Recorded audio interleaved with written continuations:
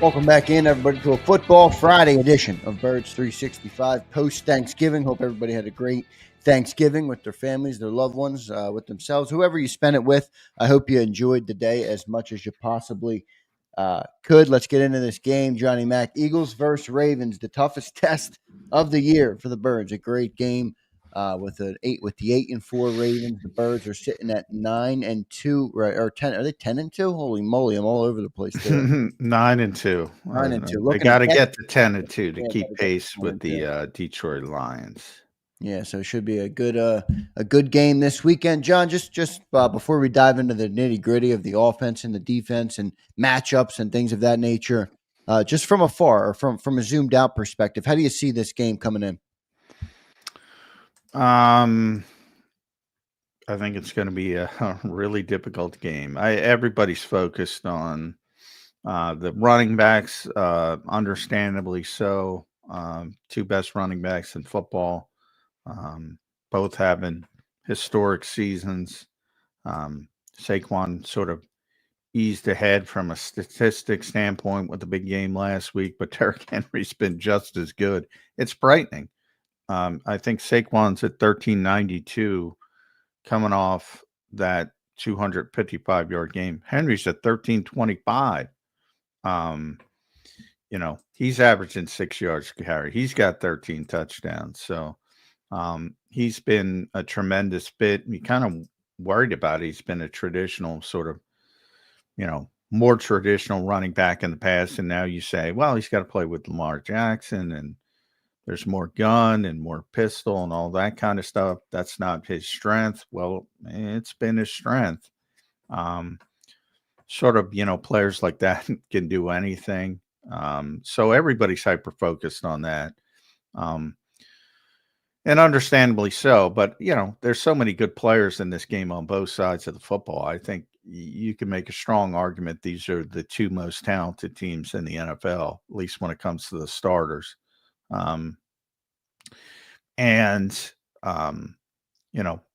So many people can beat you, starting with the Baltimore quarterback, who was, think about when we talk about the MVP race, and we talk about, and I've said pretty consistently that entering this week, Saquon Barkley should be the NFL MVP, but it's mainly a quarterback award. It's been that way. It's become who's the best quarterback, and this year it's Josh Allen versus Lamar Jackson, and sort of the betting odds kind of point to my point. He had that game. He's at that level, and he's third on the betting marks behind the two quarterbacks. And Lamar's having his best season. Yeah, I mean, his numbers are pretty crazy. So if he does edge out Saquon, it wouldn't surprise me. It's not like he's having a pretty good season. His numbers are. He's already the two-time MVP, and he's having his best season. So part of that, I mean, they've always been, because he likes throwing the tight ends. They've always been tight end centric, and they had three good tight ends. I guess one positive, Charlie Kohler, but he's the third. He's out, got hurt. But you have Mark Andrews, you have Isaiah Likely. I mean, Isaiah Likely is probably the best backup tight end in football. Mark Andrews has been, sort of the third-headed monster of George Kittle, Travis Kelce, Mark Andrews. He's been that guy for a long time. He had a significant injury last year on the hip drop tackle. Took a little bit, and you started to say to yourself, well, is he going to come back? Well, he's back. He's back playing at a very high level. This is probably the best receiving group Lamar Jackson has ever had. Our old friend Nelson Aguilar is there, but he's not the key guy. The key guys keep Zay Flowers, who's turned to a very good player, Rashad Bateman. But they're really deep. They can throw, Nelson at you. He can make a play. You can drop the football too. Deontay Johnson, they got even Tylan Wallace. They play a lot of different receivers, and they can all make plays. A little bit like Green Bay in that aspect. They can throw so many receivers that can make plays at you. They got a good backup running back, Justice Hill. They got the best combination of running backs. And the fact that you have Henry as the bell cow and Justice Hill as the receiving back, the change of pace guy. Yeah, he's shifty. He's got big He's a playability too. really Justice Hill. good, really Yeah, good receiver coming out of the backfield. So they have that. They play a fullback, which Vic mentioned earlier this week. One of the few teams that legitimately plays a fullback. So you have to worry about that, which is some people have trouble with it because they rarely see it. And then the offensive line. It's not Eagles level, but Tyler Linderbaum is one of the best centers. He's their best offensive lineman, one of the best centers in football. Um, Patrick Mikari is a very good player. Ronnie Stanley is a very good player, even though at one time he was best probably left tackle in football. He's not that anymore, yeah. No, he can but be. he's still very good. So they got everything, just like the Eagles. And then defensively, a little bit of a weird year. And maybe it just comes down to losing Mike McDonald, their coordinator. They were, the best defense in the NFL last season. This season, they've really struggled in the pass game, which is bizarre because they have the best safety in football in Kyle Hamilton. And I have one of the best cornerbacks in football, Marlon Humphrey, and they're both playing like that. And then you look at the other guys, and that's where the issue is. Marcus Williams, who has been a very good safety, has had a terrible year, evidently. And he's been a big problem. The Eagles wanted to sign him back in free agency when Baltimore did. He's been a good player, but for whatever reason, he's kind of fallen off the cliff. And then the other corner, the other corners haven't been great either, particularly Brandon Stevens. So those are the guys you got to attack. Roquan Smith has been practicing in a limited fashion. That's big because obviously the Eagles' rushing game, if he can go, and up front they're just Matt Abuike is one of the most underrated players in football. He's great. And Kyle Van Noy has been playing forever and having a good season. He's injured. He hasn't been practicing, so maybe that helps. He was an impact on their game last week too. Yeah, he's impact on every game. Every game, but yeah, he's having a good year. Yeah. And he might not be able to go. And then the kid from Penn State's really developed. So Jeff Curl like that. Odape Owe. So good pass rusher. Really good team. Really, really good team. By far the best team the Eagles will be playing this year in the regular season, in my opinion. Yeah, very talented team. They did do have 4 losses, which is interesting. I don't think they should have 4 losses. They lost a couple they shouldn't have. But John, a lot to break down with what you just said. Let's start with the Eagles defense stopping this Ravens running offense. They got some weapons in the running game. You brought it up with Lamar, obviously. Derrick Henry, Justice Hill is another guy to keep your eye on. That's a guy that you can't forget about him because he can gash you and get a big play in the passing game, or he's got that big playability. Very speedy, smaller guy, Justice Hill. He's a pretty good player. But is this a Jordan Davis game, John? I mean, we talk about him all the time as the run. He's the run fit guy.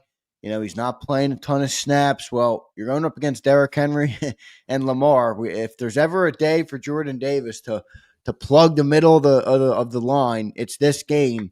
Do you expect this to be a big game for Jordan Davis? Well, I think people, this is a discipline game. This is a gap control game. This is a don't get out of your gap game. So, I mean, Jordan Davis isn't capable of playing the A gap, B gap, C gap, D gap. Yeah, I mean, this is a discipline game. Everybody's got to do their job. Everybody's got to be in the right spot. It's like playing the Eagles. Same thing. It's a discipline thing. The Rams are rolling out these 5-man fronts, sometimes 6-man fronts, but they don't have gap integrity. So it doesn't matter. And all of a sudden you got 70 and 72-yard touchdowns. So Yeah, it's a big Jordan Davis game in the fact that he has to do his job and do his job at a high level. Um, but this is a team that everybody's got to be in the right gap, and everybody's got to be sound fundamentally. Anytime you play a quarterback who has dual threat ability, that's the case. But even more so with Lamar Jackson, who's the best of all time when it comes to running the quarterback running the football from the quarterback position. He's the best ever. And I don't think anybody's coming up down the pike that's going to overturn that. Now the positive is he's been so effective throwing the ball this year. He seems to, and Derrick Henry's having the year that he's having. He doesn't seem to be as willing to run the ball, or he doesn't seem to be, whatever it is, he doesn't seem it's necessary. So part of that maybe is taken care of by that alone, and the fact that he's playing a little bit differently because the run game is so good. And it's funny. They're 12 games. He's got 599 rushing yards, which you say that's pretty good for a quarterback. Not necessarily for him.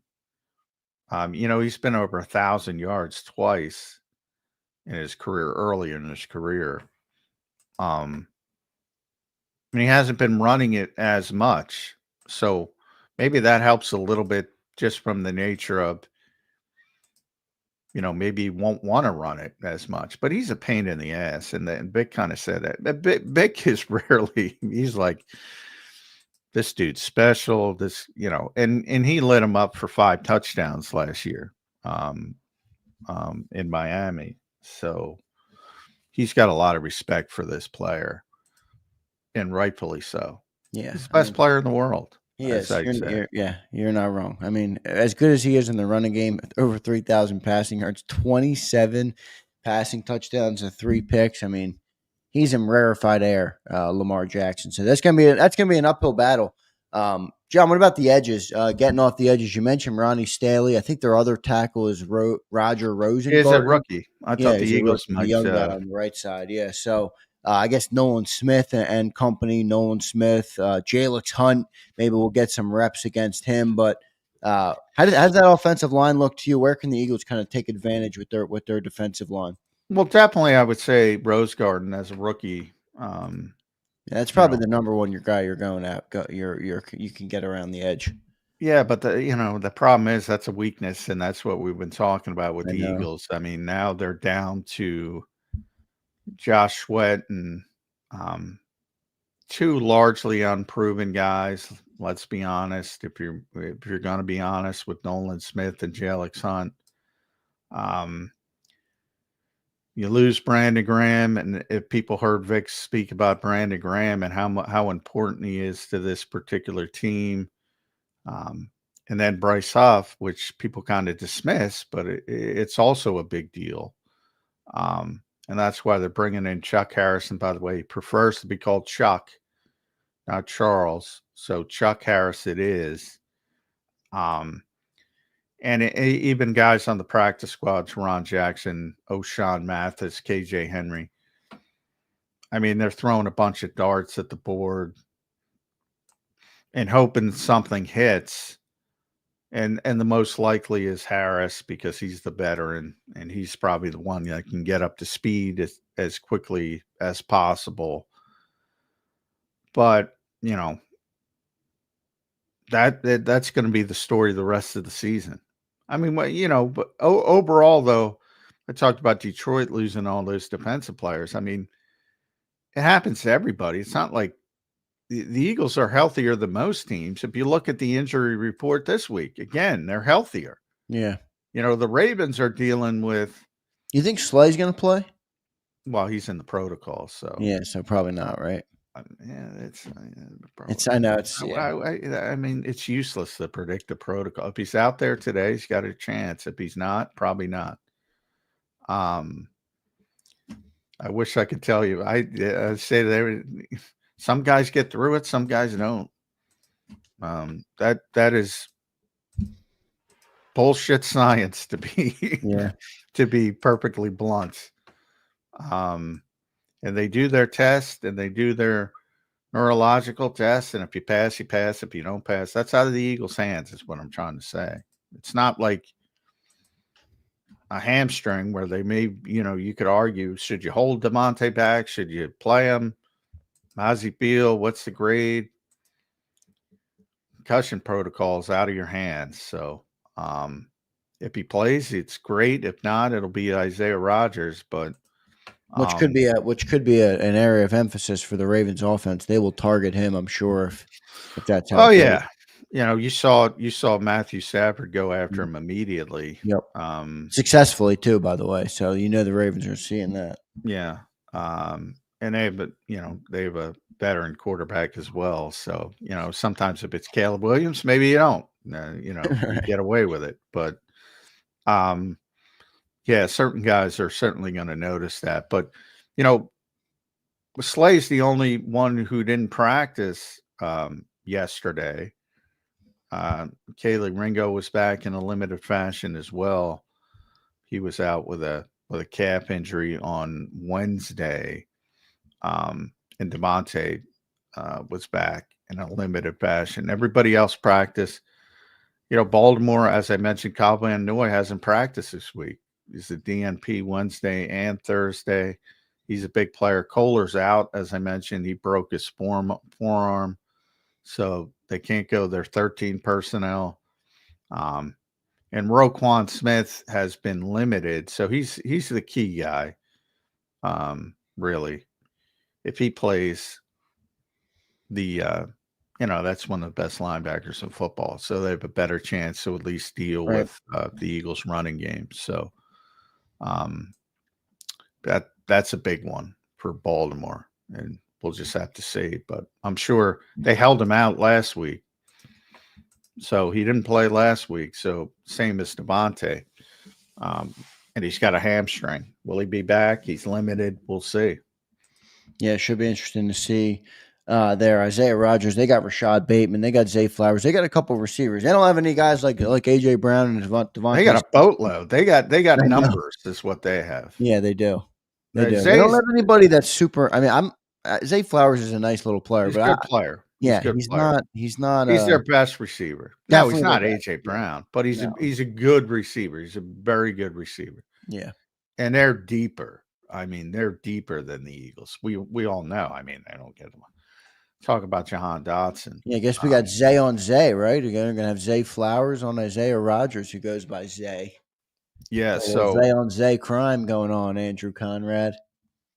Rashad Bateman's a big guy, rangy guy, can get 50-50 balls. Nelson will make a play that makes you shake your head. Still, same guy, and then he'll drop one. Yeah. They got Deontay Johnson. They got Tylan Wallace, as I mentioned. He's sort of they remind me of Green Bay at receiver, and Zay Flowers is their Jaden Reed. Just probably underrated. Yeah, who had a touchdown last night in that game. I want to thank two people for becoming actually, one was already a member. Fly Parks becomes a member. Fly, thank you for your membership, man. We appreciate that support. And Philly Don upgraded his membership to the Legend member. So Philly Don, that's love, man. We appreciate that support. You guys are both entered into the jersey giveaway. For those who don't know, we give away a Saquon Barkley jersey every time he gets 125 yards in a game. And at this point, it feels like we're going to be giving away one every single game because he's now averaging over 125. Yeah. Put that too low. That's my fault. We put it too low. I thought that was a high number, 125. So did I. We're giving away a lot of jerseys. And last week we did give an extra jersey away. We gave away a Brandon Graham jersey to one of our members. So we'll be doing a lot of stuff for the members. So get your memberships in if you enjoy JAKIB Sports and you want to be a part of that. Fly Parks, we appreciate you, brother. And Philly Don, thank you, sir, for that support. We appreciate that. John, flipping over to the Eagles' offensive side. Every day seems like it's going to be a Saquon day, especially when you talk about that offensive line and they think they can bully anybody. But this Ravens pass defense stinks, And teams are throwing against the Ravens more than any team in the league in terms of attempts. Maybe this is a good day for the Eagles to hone in and get that passing game going, because I do think they're going to have to put points on the board. I think this Ravens team will score. Yeah, I don't know. I mean, I keep saying that, but I mean, they keep running the ball. And by the way, Lane keeps saying it. And I talked to him Wednesday, and I'm saying the same thing. And because he's been saying it for a couple weeks, teams are going to, load the box and force us to go in a different direction. And so I asked him this week. Well, the Rams loaded the box, and you didn't go in a different direction. It worked out pretty well. And he still is hesitant to say, I asked him flat out, I said, do you guys feel you can run the ball no matter what? And he was hesitant to just say yes. Part of that is probably a little self-deprecation, but he's been saying this for weeks, and he's right. Teams are changing. Teams are trying to stop it, but they haven't been able to stop it. So I think everybody looks at Baltimore and says, the raw numbers. Well, I forget if they're number one against the run or number two, but they're up there. And then they're down, 31st in passing. Part of that is because nobody runs and they're always throwing. That's part of it, not all of it. But that's part of it. Are they really the best run defense? Well, they have, as I said, Madubuike is a really good player. Now, they might even get Michael Pierce back. He's that big, run stuffing nose tackle. That's a pain in the ass to move. He's been out. He's back at practice. We'll have to see if they're going to activate him. And then Roquan is a monster in the middle as a linebacker. So, yeah, they're good at stopping the run, but I don't know if they're that good, is what I'm trying to say. And I don't think they're that bad against the pass. I think a lot of times, the personality of the game demands that you have to throw the ball against that team. And when that happens, those numbers tend to spike, but maybe they're not as real as they look. They still have Kyle Hamilton. They still have Marlon Humphrey. So I hesitate to say, oh, just throw the ball with impunity, because those are two of the best defensive backs in football. So if you can focus away from them and throw it, as I said, Marcus Williams is having a bad year. If you can throw it to Brandon Stevens all the time, yeah, have at it. But be really careful if Kyle Hamilton is rolling over, or Marlon Humphrey is there. So because they're playing individually at a really high level.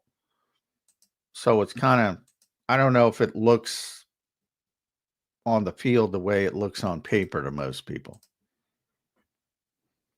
Yeah, no doubt about it. It should be a good matchup. You'll have AJ out there too on Marlon. I mean, you talk about Marlon, how good of a player he is, but their passing defense is just not good. I don't know what the hell's going on. They got all the players they need to have a good passing defense, John. What the heck is going on back there? Well, again, it's not one or two guys. So, it's got to be five guys playing in concert, and one or two are doing their job to an all-pro level. And I mean that, all-pro level. And the other three are playing at the bottom of the league. And it's turned into this give and take. But you got to be careful, because those two players are still back there, is what I'm saying. In other words, there's some just bad, they don't have good players. That's not the case in Baltimore. In fact, I'll look up the PFF stuff I guarantee you Kyle Hamilton's top 10. I don't even know, but I mean, that guy's a special player. Number 2 of 89, Kyle Hamilton. And Marlon Humphrey is number 4 of 111. Number 4 of 111. Brandon Stevens, number 98 of 111. Marcus Williams, number 88. A large discrepancy between the top and the bottom guys there on that roster. Yeah, Marcus Williams, 88 of 89. Now, that is really a problem because he's been a good player for a long time. And for whatever reason, he's playing like shit. So as long as you're hyper-focused on where those guys are, and, but be wary when Kyle Hamilton's on the field. Yeah, no doubt. He's a playmaker, so we'll see. We'll see how that goes. And Marlon was ranked what, 11? You said, or 4? Fourth of 111. Whew. So he's playing good too. It's interesting why teams are throwing against him so much. But when you mention the other guys, that makes a little bit more sense. Will it be an AJ Brown day? I mean, if Devontae Smith, but maybe it'll be a Smitty day. Maybe it's time to get Smitty more involved. Well, I mean, I don't know what you mean by an AJ Brown day, but is he going to have a good game? Yes, he always has a good game. Is he going to have 170 receiving? No, because they don't throw the ball. I mean, until they throw the ball, I have a tough time seeing they're going to throw the ball. And that'll depend more on the personality of the game, as I said. Are they going to be down 14-0? If you could promise me that, yeah, it's going to be an AJ Brown game. They haven't been playing like that, and they've been playing a certain way, and they've been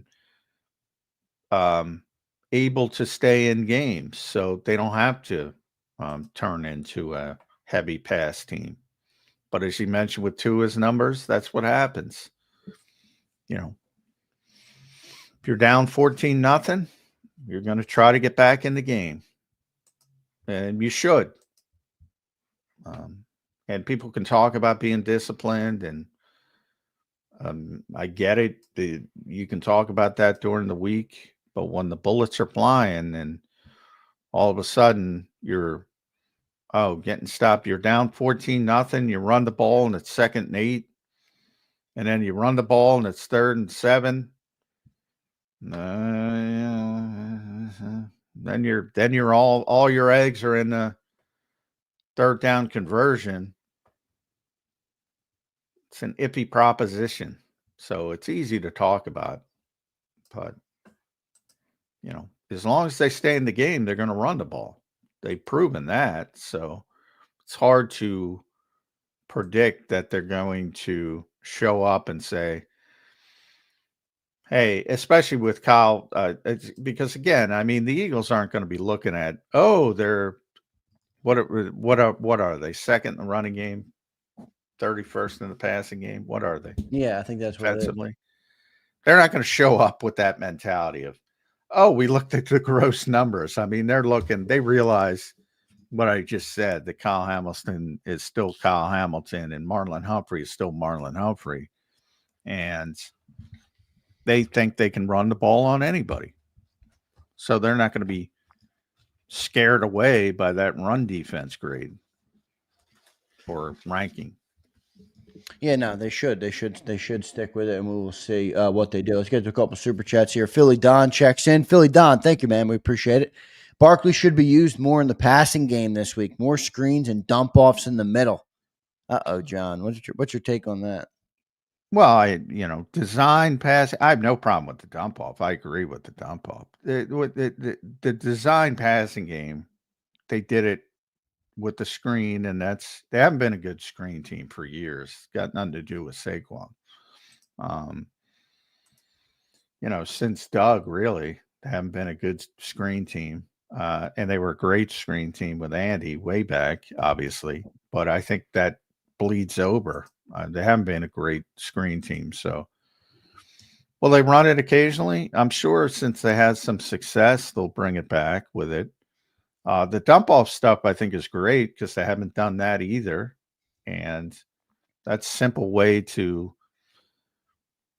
get Saquon. And in fact, the first time they did it, when he had the 40, what was that, the Washington game, when he had the 40-yard gain, which was a little dump off over the middle. It's nobody near him because they never do it. So now people have to pay more attention to it. if he does get the football in the open field, he's got to make one guy miss, and he can do that. So that is good. But design passing game, I don't. You might see one or two a game, but that's it. I mean, they don't throw the ball to their receivers, so they're not going to design passing plays for the running backs too much. Yeah. At this stage. Yeah, we'll see how that goes. Prince Swayze checks in. What's the JAKIB Sports Black Friday deals? 25% off, Prince. 25% off the whole shop. So if you want to go and pick up some JAKIB merch for a loved one, grab a nice sweatshirt, a polo, whatever you want to get, it's on there. It's 25% off. In fact, I think I might be losing money per sale at 25% off, but that's all right. I'm doing it for the great people of JAKIB Nation, so I appreciate it. 25% off the whole shop. I think the code I put is JAKIB Nation. So if you go over there and you see, I think I put it at the top. Yeah, JAKIB Nation. So that'll give you 25% off all items on the shop, Prince. Appreciate it, man. Keith Johnson becomes a YouTube member. Keith, thank you for your support. I thought you were already a member. Did you upgrade? Is that what happened here? Oh, no, you're a new member. Good stuff. Keith, thanks for becoming a member, man. We appreciate that. Appreciate all the support from everybody on this day after Thanksgiving. John, we got a good crowd in here for the day after Thanksgiving. Everybody's ready for the Eagles to get back out there after watching football all day. Yeah, I don't necessarily know why after the Dolphins performance, but yeah, and the Giants and Cowboys. I'm telling you, I was football Delulu last night. Sometimes you don't realize how much of a football nut you can be until you're, my brother comes in last night and he's like, dude, it's 9:30. You've been watching football since 12:30. I'm like, yeah, I guess now that I'm computing that in my head, that's a little bit too long to be watching. Yeah, it's Thanksgiving is always a little bit difficult because, you got to deal with your family and stuff. And, when your job is football, right. You got to pay attention to these games. And, many of the games suck. Let's be honest. Yeah, but you're right. We do have to pay attention to them. And the other thing is that when you talk about football for a living, I don't know about you, but people love talking. People love coming up to you and asking you about it as if you'd want to keep talking about it. You have no idea. You have no idea. Like I'm not talking football. It's not. I'm not being mean. I don't. Yeah, I don't. Yeah, we spend a lot of time talking football. Yeah. So in a public setting, yeah, you're not going to hear me talk much about football. Except when you're schooling your wife's workplace on scores and well, I don't even talk to them now. But yeah, hey, they wanted me to play, so you get what you get. It's a W for McMullen there. All right, everybody, good stuff. We appreciate that and all the support from everybody today for all being here. I forget where I was going to go. Oh, I wanted to go to the defensive line, John, for the Ravens and just have what they have on that unit. I know if Kyle Van Noy doesn't play, that's going to be a big loss for them. But you mentioned Nnamdi Madubuike. Yeah. Madubuike. That's a tough name to say. But he's normally in the interior of that D line, so that'll be a good test for Cam Jurgens, Mekhi Becton and Landon Dickerson. I think he'll mostly line up on Cam would be my guess, or is he a versatile guy in there in the middle? He's a big guy, over 300 pounds, but he's been probably not up to the level he has been in the past. He's not, he's typically a top 10 guy, hasn't played quite to that level, so maybe that contributes to some of their problems. But I still think he's an underrated player, more of a pass rusher, I would say. They're like I said, they're big. They're big. He's very athletic for size, kind of like a Lim McNeil. If you saw Lim yesterday, he can do everything, but I would say more pass rush than run defense. Michael Pierce is the guy who's you can't move, and he hasn't been playing, and he is back at practice, and they could activate him off injured reserve for this game. I think he hasn't played since week 8 or something. So that's a name to keep an eye on because he's the guy you can't move. I mean, he's just a big, I don't know, 360 maybe, somewhere in that range. He's one of those guys. And so that's a name to keep an eye on Saturday, to see if Baltimore activates him, gets him in the game, because that makes him much more difficult to deal with. But Matt Abuike is by far their best defensive lineman overall, and he's a really good player. So, but as far as their run defense, I think it's a little bit overrated just because of the situational nature, the context of the games. I don't look at them and say they're this. Now maybe that changes with Pierce a little bit, but I don't look at them and say, "Oh, the Eagles can't run against this team," or, well, I don't say that. The Eagles can run against anybody, but they're going to run against them. I'm predicting another Saquon giveaway, John. That's what I'm saying. They're going to. In fact, I think the Eagles are going to wear the second overall run defense as a badge of honor this week, and they're going to say, well, "Oh yeah." they've been doing that since 2021. That's what I mean. They're going to come in and they're going to bully this team and say, "Fuck your number 2 run." Well, defense. I don't think they're going to bully the Ravens. That's the fun of this game. Like, the Ravens are bullies. Tougher team to bully. I still think the Birds can do it, though, man. I'm not putting anybody over that Eagles offensive line. They'll bully anybody. Well, I'm not. You know what I think of the Eagles offensive line. I just don't think this is a team that can be bullied. Not to say this is bully against bully. You know, this is 2 big heavyweights swinging, and nobody's going to give a ground. This is, I don't think that they can bully this team. I don't think they can bully Pittsburgh in a couple weeks. Look at a Baltimore-Pittsburgh game. Somebody wins and somebody loses. Usually Pittsburgh wins, but it's not because they out-bully them. They just beat the crap out of each other. That to me is what's going to happen in this game. Yeah, good stuff there. We got a new member here, Shea Berry. Shea Berry, thanks for becoming a member. We appreciate that. I don't know how often I see you in the chat, but maybe you're I got a message over the weekend or yesterday, John, of a viewer who reached out and they're like, "Hey, we watch every day.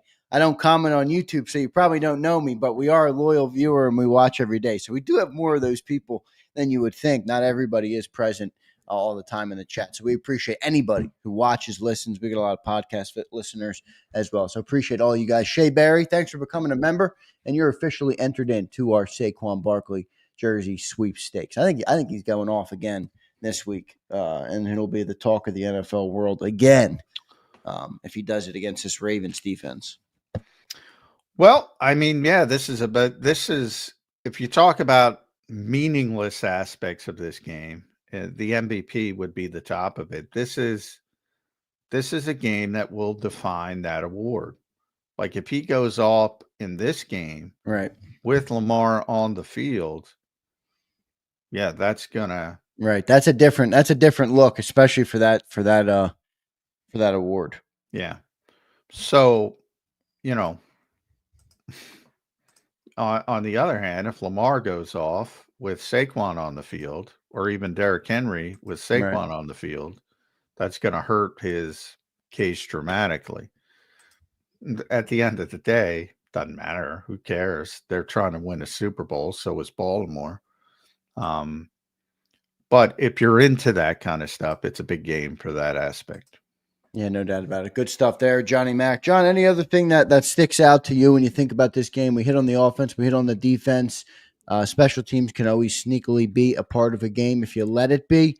Anything else stick out to you? Well, you bring up special teams. I mean, these were arguably the 2 most consistent kickers for the last 3 or 4 years, and they're both having a bad year. Yeah. Now, Justin Tucker's the greatest kicker of all time, but he is 35, and it looks everybody. Father Time catches up with everybody. I don't think that's what's going on with Jake Elliott, but he hasn't been himself either. And this is going to be a weather game. It's going to be pretty cold. So that's going to affect the kicking game. And it could be with those two. You typically look at those two, and I'm looking at the weather. The high is supposed to be 40 here, so it's going to be similar, obviously, in Baltimore. It's going to be sunny. But once it starts getting dark, it's going to go down pretty quickly. It's going to be a cold game, at least colder. And that should affect the kicking game. So that might be a big part of it as well. Yeah, we have a bunch of people in our chat who are going to I don't know if they're all in here right now, but we've had many people comment over the last couple of weeks they're going to the Baltimore game. That's going to be a good one. That'd be a good game to go to this weekend on Sunday. A little 425 action. It'll probably get dark there before the first half is even over. Oh, yeah. It gets dark at freaking 4:30. I know. Trying to do our night show now. It used to be like, you'd go outside, have a couple hours after the night show. Now it's like, I'm like, what the hell? I leave. We got to get rid of daylight savings time. That is, it's so stupid. What oh my God. Yeah. It depends. I mean, I don't like getting up when it's pitch dark either. So there's nothing you can do though. Yeah. Just the way I guess the world spins. We can't control it all, but good stuff. Let's get to our next commercial break, John. Good breakdown there. When we come back, I do want to talk about the NFC hierarchy. We'll talk about the NFC East. I think it's pretty much done and dusted at this point, but we will look at the competition in the NFC East. And the Detroit Lions yesterday moved to, what are they now, 11-1? 11-1, thanks to Matt Eberflus and Caleb Williams. Well, to be fair, I never thought that the Bears deserved to win that game. No, they certainly had a chance. They had a chance. And they blew their chance. Boy, I think if he hits DJ Moore in stride, I know. I don't even know if they win the game because then they might have scored a little bit too early, but they would have been ahead. That sack was pretty egregious too at the end. And not it was unbelievable lack of awareness.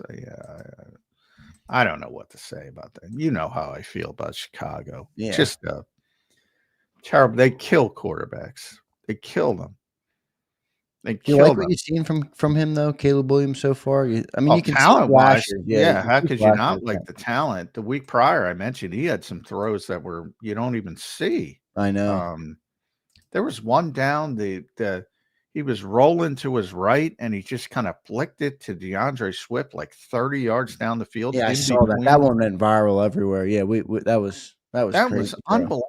It's like two guys in the world that can make that. Yeah, but sometimes those set you up worse down the line because then you think you can get away from everybody. Oh yeah, that's part of his trying to do that at the end of the game, and he takes a sack to put him out of field goal. Yeah, should have got rid of the ball. Well, he did in that same game against Minnesota. They got to overtime, and he took a big.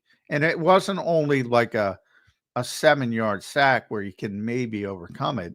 He tried to extend the play, and he ended up 12, 13 yards back when I think it was Grenard sacked him. Yeah.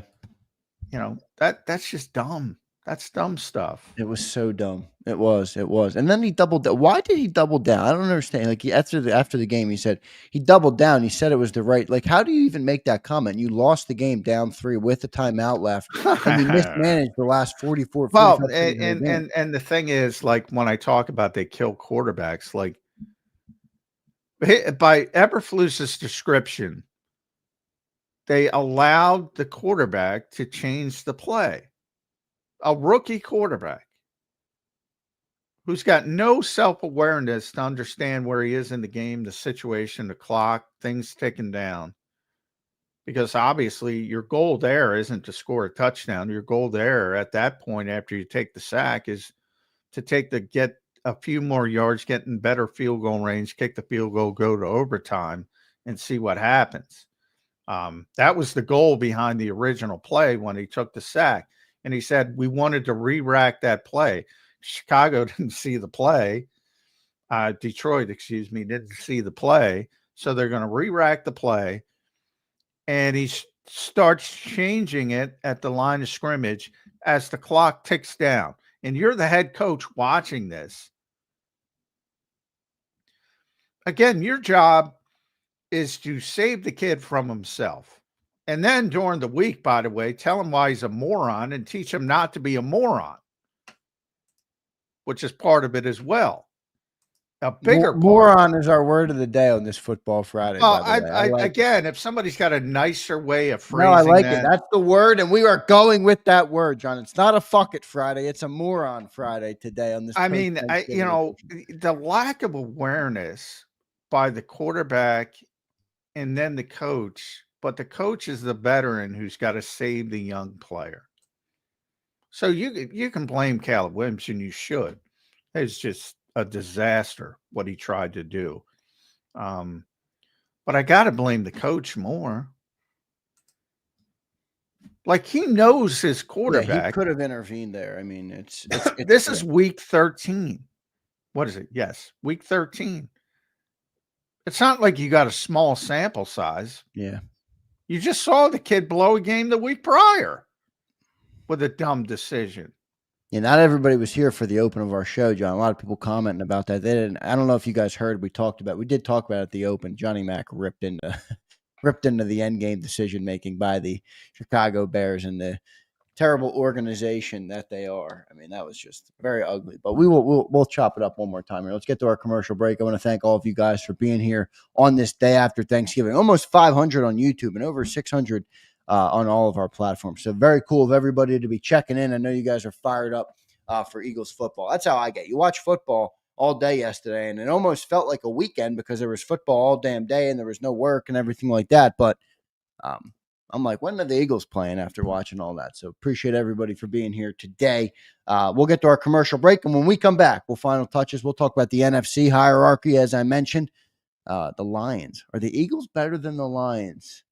I think maybe they're getting there and starting to show that they might be.